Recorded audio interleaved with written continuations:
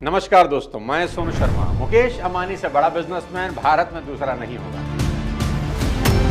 जिस बिजनेस में हाथ डालते हैं सब उलट पुलट कर देते हैं। उनकी सोच अपने आप में कमाल है। जब उन्होंने सितंबर 2016 में टेलीकम्युनिकेशन की फील्ड में कदम रखा और जियो लॉन्च किया तो उनकी स्ट्रेटेजी ने टेलीकम्युनिकेशन बाजार की धज्जियां उड़ा दी। All time high revenue of rupees 1,19,791 crores। हालत यहां तक हो गई कि वोडाफोन और आइडिया जैसी दिग्गज कंपनियों को मर्जर करना पड़ा। एक साल फ्री इंटरनेट से देश ऐसा झूमा कि आज तक मदहोश है। और अब मोटा भाई कूद गए हैं इंडियन सॉफ्ट ड्रिंक मार्केट में और ले आए हैं कैंपा कोला।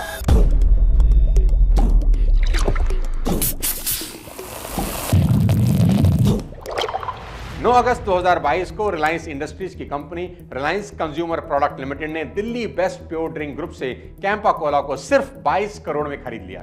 और मार्च 2023 में रिलायंस ने कैंपा के 3 flavour Campa Cola, Campa lemon और कैंपा ऑरेंज को आंध्र प्रदेश और तेलंगाना में फिर से लॉन्च किया।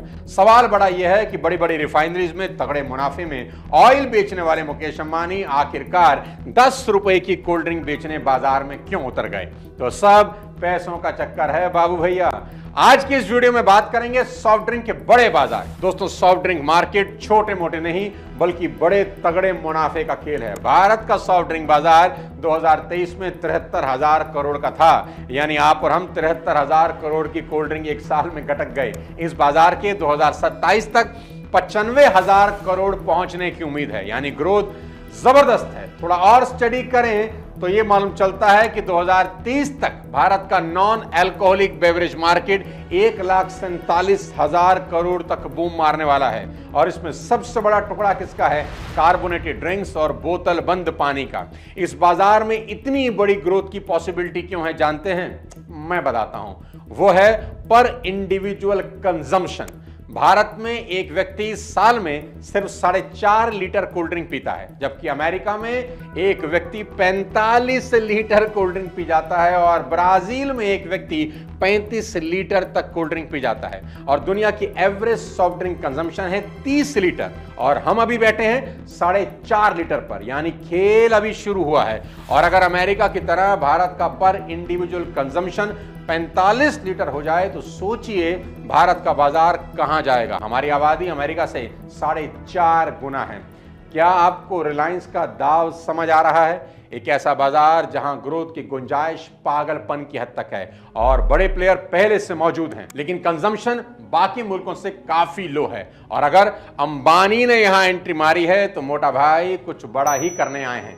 मेरी बात पर विश्वास ना हो तो आप रिलायंस का पुराना ट्रैक रिकॉर्ड देखो। जहां भी कदम रखा गेम बदल दिया। चाहे वो टेलीकॉम हो, याद करो 2016 में जियो ने सबकी हवा टाइट कर दी। क्या वोडाफोन, क्या आइडिया, क्या एयरटेल, किसी को रिलायंस का फ्री इंटरनेट का दाव समझ नहीं आया। और फिर जब रिलायंस रिटेल सेक्टर में आया तो जियो मार्ट ने दुकानदारों की दुनिया पलट दी। और अब बारी है कोल्ड ड्रिंक मार्केट की। दोस्तों, पिछले 30 सालों से इंडियन सॉफ्ट ड्रिंक मार्केट पर 2 बड़ी कंपनियों का दबदबा रहा, कोका कोला और पेप्सी। आज कोका कोला सबसे बड़ा खिलाड़ी है, पेप्सी दूसरे नंबर पर है। इन दोनों अमेरिकन जायंट्स ने भारतीय लोकल ब्रांड्स को बाजार से बाहर करने में कोई कसर नहीं छोड़ी, किसी को सर उठाने नहीं दिया। पहले सरकार के डबल सन ब्रांड को गायब किया, फिर पार्ले का मशहूर गोल्ड स्पॉट इनके दबाव में बंद हो गया। और तो और रसना, जो कभी हर घर की पसंद था, उसे भी बाजार से पीछे हटने पर मजबूर होना पड़ा। हम सब बचपन में गर्मियां आते ही रसना बनाते थे, इन्होंने सब उड़ा दिया।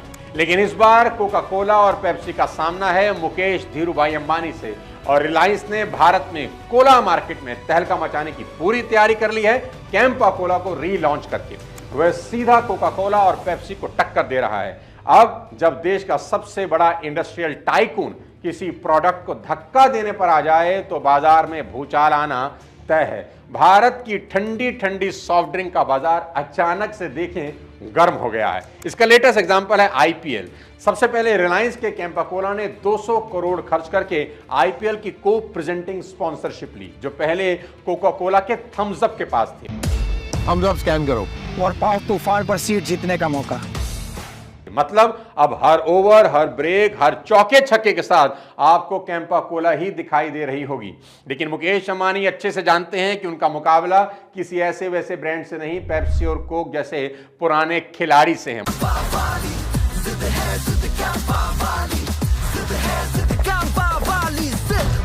मोटा भाई जानते हैं कि पेप्सी और कोक के भारत में इतना सक्सेसफुल होने के पीछे सबसे बड़ा कारण है इनका डिस्ट्रीब्यूशन नेटवर्क। कोका कोला और पेप्सी के डिस्ट्रीब्यूशन नेटवर्क कमाल का है। 2023 तक कोका कोला की पहुंच 2.5 मिलियन यानी 25 लाख आउटलेट तक थी। कोका कोला के पास 1200 डिस्ट्रीब्यूटर थे जो इनका माल पूरे देश में सप्लाई करते थे, और 1 मिलियन, जी हां, यानी 10 लाख से ज्यादा कूलर में कोक बेची जा रही थी। वहीं पेप्सी भी पीछे नहीं है। पेप्सी आज 1100 डिस्ट्रीब्यूटर और 9 लाख कूलर के साथ 65% रूरल इंडिया तक पहुंच बना चुका है। यानी ये दोनों बड़ी कंपनीज मिलकर भारत के 73,000 करोड़ के सॉफ्ट ड्रिंक बाजार का करीब 85% वॉल्यूम कंट्रोल कर रहे हैं। पर अब सबसे बड़ा सवाल यह है कि आखिर रिलायंस इतने बड़े बड़े अमेरिकी जॉइंट्स को इस मार्केट से हटाएगा कैसे? मुकेश अंबानी ऐसे ही आंख बंद करके तो इस लड़ाई को लड़ने आए नहीं होंगे। उनको अपनी एक चीज पर सबसे ज्यादा भरोसा है। जानते हैं क्या? वो है रिलायंस का रिटेल मार्केट। रिलायंस ने अपने रिटेल एम्पायर के जरिए ही पूरा खेल पलट कर रख दिया है। आपको यहां बताता चलूं कि अब तक रिलायंस रिटेल के करीब 19,352 स्टोर हो चुके हैं और रिलायंस के पास 12,000 से ज्यादा जियो मार्ट डिजिटल किराना टाइप और 7,000 से ज्यादा कंपनी ओन्ड यानी खुद के अपने स्टोर्स हैं। आरसीपीएल यानी रिलायंस कंज्यूमर प्रोडक्ट लिमिटेड ने अपनी कैंपा कोला को अपने सभी आउटलेट पर 12 से 15% ट्रेड मार्जिन के साथ पुश किया, जबकि कोक और पेप्सी सिर्फ 10 से 11% मार्जिन देते थे। किराना स्टोर मालिकों का क्या कहना है वो सुनिए। रिलायंस की कैंपा बेचना ज्यादा प्रॉफिट देता है। 10 रुपए की बोतल बेचो 1.5 से 2 रुपए का प्रॉफिट मिलता है, जबकि कोक की 20 रुपए की बोतल बेचने पर सिर्फ 2 रुपए मिलते हैं। मुकेश अंबानी ने असली धमाका रिलायंस के डिस्ट्रीब्यूशन से नहीं बल्कि उसके दामों से किया। जहां कोका कोला और पेप्सी 250 ml की 20 रुपए ले रहे हैं, वहीं रिलायंस ने कैंपा की 200 ml की बोतल 10 रुपए में रखी। जहां कोका कोला और पेप्सी 600 ml के लिए 40 रुपए ले रहे हैं, वहीं रिलायंस ने 500 ml 20 रुपए में रखा। और जहां कोक और पेप्सी 1 लीटर के लिए 60 रुपए लेते हैं, वहीं रिलायंस ने अपना 1 लीटर की बोतल 30 रुपए में रखी। यानी रिलायंस ने 50% दाम सस्ता रखा, जिससे कस्टमर के लिए यह एक किफायती ऑप्शन बन गया। याद रखें, यही स्ट्रेटेजी जियो ने 2016 में अपनाई थी, जब फ्री डेटा देकर जियो ने एयरटेल और वोडाफोन का 40% मार्केट शेयर घटा के 25% कर दिया था। रिलायंस का फॉर्मूला बिल्कुल साफ है, कम दाम में ज्यादा वॉल्यूम बेचना और धीरे धीरे मार्केट शेयर पर पकड़ बनाना। अब सोचने वाली बात यह है कि अगर 10 रुपए में कोला बेचना इतना आसान होता तो पहले किसी और कंपनी ने क्यों नहीं किया? इसका जवाब है डिस्ट्रीब्यूशन नेटवर्क, क्योंकि प्रोडक्शन से ज्यादा इंपॉर्टेंट होता है डिस्ट्रीब्यूशन, और वो हर किसी के पास होता नहीं। मान लो आपने माल बना दिया, एडवर्टीजमेंट भी कर दी, कस्टमर को आपका प्रोडक्ट समझ भी आ गया। अब कस्टमर आपका प्रोडक्ट खरीदने बाजार गया तो दुकानदार ने कहा हमारे पास तो प्रोडक्ट है ही नहीं, यानी करी कराई मेहनत जीरो हो गई। अगर आपके पास डिस्ट्रीब्यूशन नेटवर्क ना हो, और ये रिलायंस के पास था और ये समझ मुकेश अंबानी को अच्छे से थी।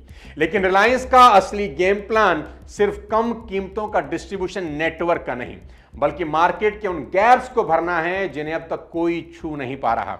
असल में भारत में लोगों को अलग अलग फ्लेवर पसंद हैं और कोक और पेप्सी जैसे ब्रांड के पास अभी भी लिमिटेड फ्लेवर ऑप्शन है। यही वजह थी कि जब पेप्सी ने स्टिंग का बेरी लॉन्च किया तो यह इतना हिट हुआ कि उसने अकेले ही माउंटेन ड्यू और पेप्सी को पीछे छोड़ दिया। रिलायंस इसी ट्रेंड को पकड़कर कैंपा कोला में नए नए फ्लेवर लाने की प्लानिंग करने लगा। लेकिन मुकेश अंबानी इससे भी आगे की सोच रहे हैं। कैंपा कोला की वापसी का एक और बड़ा मास्टर स्ट्रोक वो नॉस्टैल्जिया है जो कैंपा कोला अपने साथ परोस रहा है। Coca Cola. जो लोग 2025 में 40 से 55 साल के होंगे, उनके लिए कैंपा सिर्फ एक ब्रांड नहीं बल्कि बचपन की यादों को तरोताजा करने का जरिया है। रिलायंस ने इसी नॉस्टैल्जिया को अपनी ताकत बनाया। कैंपा की मार्केटिंग में 80s का रंग डाला, 1980s के एक पुराने कैंपा एड को फिर से दिखाया जिसमें यंग सलमान खान दिखे। इसके साथ he made in India core message रखा गया। एक टीवी एड में एक अंकल ने कहा, यह वही कैंपा है जो हम पीते थे, अब हमारे बच्चों के लिए भी है। इस स्ट्रेटेजी ने पुराने ग्राहकों को इमोशनल रूप से फिर से जोड़ा और इसका असर यह हुआ कि 2024 के थर्ड क्वार्टर में कैंपा की शहरी बिक्री का लगभग 20% नॉस्टैल्जिया के कारण आया, यानी रिलायंस ने लोगों के इमोशंस पर भी अटैक किया। वहीं दूसरी तरफ जेनजी और गांव के कस्टमर जो 15 से 25 साल के हैं, उनके लिए असली अट्रैक्शन कैंपा की किफायती कीमत रही। भारत की 68% आबादी बजट को लेकर आज भी बड़ी कॉन्शियस रहती है, जिसमें 30,000 सालाना कमाने वाले 50% लोग हैं। इस सेगमेंट के लिए कैंपा का 10 रुपए वाला 200 ml का पैक बिल्कुल परफेक्ट साबित हुआ, जो पेप्सी और कोक के 20 रुपए के पैक से सस्ता था। यही अफोर्डेबिलिटी प्लस नॉस्टैल्जिया का कॉम्बिनेशन था जिसने पेप्सी और कोक की प्रीमियम ब्रांडिंग को कमजोर कर दिया। आप जानकर चौंक जाएंगे कि अंबानी की कैंपा सिर्फ भारत तक सीमित नहीं है। 2025 में इसे बहरीन, ओमान और सऊदी अरब में लॉन्च कर दिया गया। मिडिल ईस्ट का सॉफ्ट ड्रिंक मार्केट $2 बिलियन का है और वहां अमेरिकी ब्रांड के खिलाफ पहले से ही माहौल गर्म है, जो कि इजराइल फिलिस्तीन टेंशन के बाद और ज्यादा बढ़ गया। कैंपा इस मौके को भुनाकर एंट्री लेते ही 20% की ग्रोथ पकड़ चुका है। पहले ही क्वार्टर में इसकी annual run rate 50 million litre तक पहुंच गई। कैंपा का 2025 में 1000 करोड़ की सालाना सेल पार करने का टारगेट रखा गया, लेकिन मुकेश अंबानी का विजन इससे कहीं बड़ा है। मैं इसीलिए कहता हूं मुकेश अंबानी जादूगर हैं। सिर्फ कोला बेचकर संतुष्ट होने का उनका कोई इरादा नहीं है। स्नैक टेक नाम से स्नैक्स और ये ब्रांड नाम से जूस लॉन्च किए जा चुके हैं। ये पेप्सी के लेज और ट्रॉपिकाना और कोक के मिनट मेड को सीधा टक्कर दे रहे हैं। मुकेश अंबानी अच्छे से जानते हैं कि भारत का एफएमसीजी मार्केट 2025 में 10 लाख करोड़ का हो चुका है और रिलायंस इसमें कम से कम 5 से 7% की हिस्सेदारी चाहता है। और तो और रिलायंस ने सबसे बड़ी सेंधमारी करी जब 2021 में x Coca Cola India president T Krishna Kumar को हायर कर लिया। ऐसा करना सिर्फ एक अपॉइंटमेंट नहीं था, बल्कि एक स्ट्रेटेजिक मास्टर स्ट्रोक था। उनके पास कोक की इनसाइड नॉलेज थी, सप्लाई चेन, डिस्ट्रीब्यूशन और प्राइसिंग के सारे फार्मूले थे। लेकिन अब बारी थी पलटवार की। जाहिर सी बात है, कोक और पेप्सी भी हाथ पर हाथ रखकर बैठने वालों में से नहीं हैं। किसी ने उनकी बरसों पुरानी सल्तनत को ललकारा है। कोक और पेप्सी ने पलटवार किया। पेप्सी ने जवाब में 400 ml की बोतल 20 रुपए में उतारी, यानी कीमत वही पर 50% ज्यादा वॉल्यूम। और उधर कोक ने अपनी चाल चली, उसने 10 रुपए में 200 ml की ग्लास की बोतलें लॉन्च की, लेकिन पेट बोतलों के दाम नहीं गिराए। वजह साफ थी, मार्जिन का प्रेशर। अगर कोक और पेप्सी कैंपा के 10 रुपए प्राइस को मैच करते तो हर बोतल पर उनको 5 से 7 रुपए का घाटा होता ही होता। इसलिए उन्होंने दूसरी रणनीति अपनाई। पश्चिम बंगाल में दुर्गा पूजा के दौरान कोक ने बाय 2 गेट 1 फ्री ऑफर चला दिया, लेकिन कैंपा के 10 रुपए में सीधा कोला के सामने ये चालें कमजोर साबित हुई और आखिरकार रूरल मार्केट में कैंपा ने 15% शेयर छीन लिया। पेप्सी कहां रुकने वाली थी? पेप्सी ने यादों का पिटारा खोल दिया। उसने अपना आइकॉनिक स्लोगन ये दिल मांगे मोर फिर से उतारा, ताकि 90s के पेप्सी फैन वापस से जुड़ सकें। अब आखिरी में सबसे बड़ा सवाल यह है कि रिलायंस इस बिजनेस में पैसा कैसे बनाएगा? सवाल बड़ा वाजिब है। क्यों? क्योंकि पहले या दूसरे साल में कोल्ड ड्रिंक इंडस्ट्री में मुनाफा कमाना लगभग इम्पॉसिबल है। कोई भी कंपनी अगर अपने प्रोडक्ट को आधे दाम पर बेचे, डिस्ट्रीब्यूटर्स को डबल मार्जिन दे और आईपीएल जैसी भारी स्पॉन्सरशिप पर पैसा बहाए तो शुरुआती सालों में प्रॉफिट तो भूल ही जाइए। लेकिन अपने मोटा भाई का खेल बिल्कुल अलग है। यह सिर्फ एक कोल्ड ड्रिंक ब्रांड नहीं, मार्केट को हिलाने की स्ट्रेटेजी है। रिलायंस ने एंट्री तो धुआंधार मारी है, लेकिन क्या वो कोक और पेप्सी की सालों पुरानी बादशाहत को हिला पाएगा? सवाल बड़ा है और जवाब आसान नहीं। कोका कोला और पेप्सी पिछले 3 दशक से मार्केट पर राज कर रहे हैं। अगर वो अपनी 20 रुपए की बोतल को 10 रुपए पर ले आएं तो रिलायंस के लिए मुश्किलें खड़ी हो सकती हैं। जब बड़े प्लेयर मार्केट में उतरते हैं तो मार्जिन्स की बलि चढ़ती है। ये दोनों कंपनीज घाटे में भी टिकने की ताकत रखती हैं और अगर ये प्राइसिंग वॉर लंबी खिंचती है तो कौन पहले झुकेगा? मेरे हिसाब से 3 चीजें बड़ी इंपॉर्टेंट है। सबसे पहले सप्लाई चेन, क्योंकि असली टेस्ट होगा सप्लाई चेन का। रिलायंस का इंफ्रास्ट्रक्चर दमदार है, लेकिन सप्लाई चेन को पूरी तरह कवर करना सबसे बड़ी चुनौती होगी। कोका कोला और पेप्सी ने दशकों में हर चाय की दुकान, ढाबे, ठेले और किराने की दुकान तक अपनी पकड़ बनाई हुई है। कैंपा कोला को अगर वाकई मार्केट में अपने पैर जमाना है तो बॉटलर्स और डिस्ट्रीब्यूटर्स का विश्वास जीतना होगा। दूसरी बात, कैंपा को फ्लेवर इनोवेशन भी करना होगा, यानी सिर्फ कोला से काम नहीं चलेगा। कोका कोला और पेप्सी सिर्फ कोला बेचकर नहीं, दर्जनों फ्लेवर से खेलते हैं। थम्स अप, स्प्राइट, फैंटा, माजा, माउंटेन ड्यू, 7 अप, हर सेगमेंट में कुछ ना कुछ इनके पास है। अगर कैंपा को टिकना है तो उसे इंडियन टेस्ट के हिसाब से नए नए फ्लेवर लाने ही पड़ेंगे, कुछ ऐसा जो कोक और पेप्सी को सीधा चैलेंज कर सके। और तीसरी सबसे इंपॉर्टेंट चीज मेरी नजर में है मार्केटिंग और नॉस्टैल्जिया। रिलायंस ने कैंपा कोला को फिर से जिंदा किया और नॉस्टैल्जिया का जबरदस्त खेल खेला, लेकिन क्या सिर्फ नॉस्टैल्जिया से मार्केट जीता जा सकता है? पेप्सी और कोक के पास बड़े बड़े ब्रांड एम्बेसडर हैं, तगड़े एड कैंपेन हैं, आईपीएल और बड़े बड़े इवेंट्स में इन्वेस्टमेंट है। कैंपा को इससे भी आगे जाना होगा। 90s के दौर में भी कैंपा को कोका कोला और पेप्सी ने बाहर कर दिया था। अगर रिलायंस इस बार वाकई टॉप ब्रांड बनना चाहता है तो उसे एक ऐसी ब्रांड इमेज बनानी होगी जो ना सिर्फ पुराने लोगों बल्कि नई पीढ़ी को भी अपील कर सके। तो कुल मिलाकर भारत का कोला युद्ध अब चरम पर है। कोका कोला और पेप्सी की बादशाहत तोड़ी जा सकती है, लेकिन रिलायंस के लिए आसान नहीं है। लेकिन रिलायंस ने अगर सही समय पर सही चालें चली, दमदार मार्केटिंग, जबरदस्त डिस्ट्रीब्यूशन और एक्सक्लूसिव पार्टनरशिप, तो ये लड़ाई लंबी और बेहद खतरनाक होगी।